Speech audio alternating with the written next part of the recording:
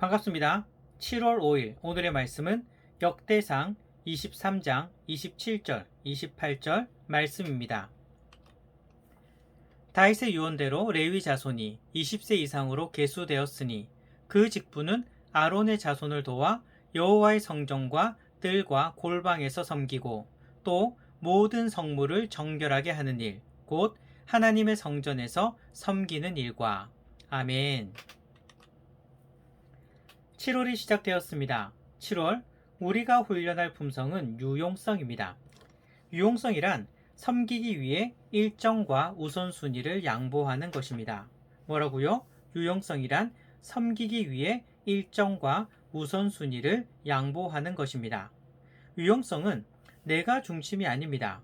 오히려 하나님께서 중심이 되어지고 다른 사람이 중심이 되어지는 그런 삶입니다.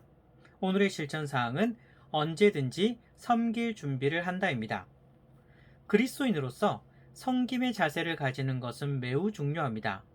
예수님께서도 우리들에게 섬김의 자세를 가질 것에 대하여 늘 강조하셨습니다. 하지만 우리는 섬기는 것보다는 섬김을 받는 것을 좋아합니다. 세상 사람들도 섬기는 것보다는 섬김을 받는 사람이 더욱 성공한 사람이라고 생각합니다. 하지만 꼭 기억하시기 바랍니다.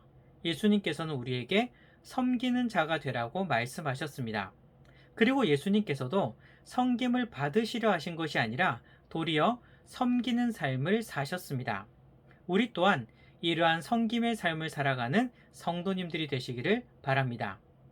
그런데 섬겨야 한다는 것을 알면서도 우리에게 섬김을 가로막는 장애물이 있습니다. 바로 내게 맡겨진 일보다 저 사람에게 맡겨진 일이 더 귀하고 중요하게 생각될 때 우리는 진심으로 섬기는 것이 어렵게 됩니다. 소위 배가 아픈 것이죠. 그 사람에게 맡겨진 일을 보면서 저 일을 내가 맡았으면 좋겠는데 이렇게 생각되는 것입니다. 하지만 꼭 기억하시기 바랍니다. 모든 일은 하나님의 뜻에 따라서 맡겨진 일입니다. 각자가 맡은 역할이 있다는 것이죠. 나는 내가 맡은 부분에 최선을 다하면 되는 것입니다. 이 부분은 뒷부분에 가서 좀 더 구체적으로 나누려고 합니다. 오늘 본문 27절을 보면 레위 자손이 나옵니다. 그리고 28절을 보면 레위 자손에게 주어진 역할을 말씀하십니다. 아론 자손을 도와서 하나님의 성전과 관련된 일들을 섬기는 것입니다. 그런데 레위 자손이라고 해서 모두 제사장이 될 수 있는 것은 아닙니다. 제사장은 레위 자손 중에서 오직 아론 자손만이 제사장이 될 수 있었습니다. 그리고 나머지 레위 자손들은 제사장 아론 자손을 도와서 하나님의 성전에 관련된 일을 섬길 책임이 주어졌습니다. 레위 자손의 입장에서 한번 생각해 봅시다. 레위 자손은 이런 생각이 들지 않을까요? 왜 아론 자손에게만 특별한 지위, 즉 제사장의 직분을 맡기시는 거지? 나도 제사장이 되고 싶은데 왜 꼭 아론 자손만 특별히 제사장이 되게 하신 거지? 그런 생각이 들지 않을까요? 한편으로는 레위 자손의 입장이 이해되기도 합니다. 하지만 이것은요, 상대적인 것입니다. 레위 지파가 아닌 다른 지파 사람들은 오히려 레위 지파를 부러워하는 그런 사람도 있지 않을까요? 왜냐하면 성전을 섬기는 책임이 레위 지파에게 주어졌기 때문입니다. 그래서 다른 지파 사람들 또한 오히려 이렇게 생각할 수 있다는 거죠. 나도 하나님의 성전을 섬기고 싶은데 그런 마음이 들 수도 있지 않겠습니까? 우리는 원래 내게 주어진 것보다 다른 사람에게 주어진 것이 더 좋아 보이는 것입니다. 그것이 사람의 특성입니다. 다시 오늘 본문을 살펴봅시다. 레위 자손은 아론 자손을 도와서 하나님의 성전의 일을 섬길 책임이 주어졌습니다. 그리고 제사장은 오직 레위 자손 중에서도 아론 자손에게만 주어졌습니다. 이 부분을 어떻게 생각해야 할까요? 두 가지를 생각해 볼 수 있습니다. 첫째, 하나님의 주권을 인정해야 한다는 것입니다. 우리에게 맡겨진 책임들은 하나님께서 하나님의 뜻에 따라서 각 사람에게 맡기신 것입니다. 그런데 하나님께서 책임을 맡기실 때 모든 사람에게 똑같은 책임을 맡길 수 없습니다. 즉, 모두가 제사장이 될 수는 없는 것입니다. 제사장의 역할도 필요하고, 그리고 제사장을 도와서 성전의 일을 섬길 자도 필요한 것입니다. 이렇게 생각해 볼 수 있습니다. 우리 몸에는 손과 발이라든지 눈과 코라든지 각기 다양한 지체가 있습니다.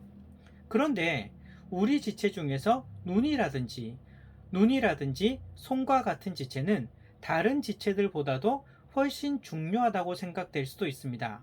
그렇다고 해서 발과 코, 입이 없이 우리 몸에 눈만 가득할 수 있을까요? 손만 가득하면 되겠습니까? 여러 다양한 지체들이 모여서 한 몸을 이루는 것입니다.